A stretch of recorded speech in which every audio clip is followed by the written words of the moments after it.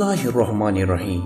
رسول اللہ صلی اللہ علیہ وسلم نے فرمایا کہ مکر و فریب والے سال آئیں گے، ان میں جھوٹے کو سچ سمجھا جائے گا اور سچ کو جھوٹ، خائن کو امانت دار اور امانت دار کو خائن۔ اس زمانے میں روبہ بات کرے گا تو آپ صلی اللہ علیہ وسلم سے سوال کیا گیا کہ روبہ کیا ہے؟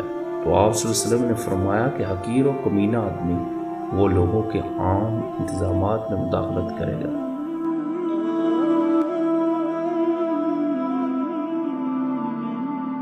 Oh